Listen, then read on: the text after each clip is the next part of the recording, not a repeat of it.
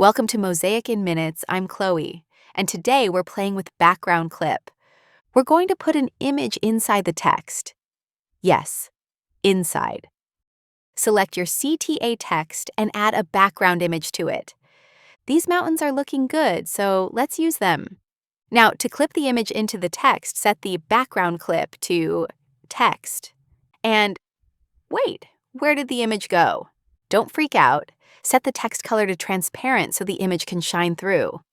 There we go. Much better. It already looks decent, but let's spice it up a bit.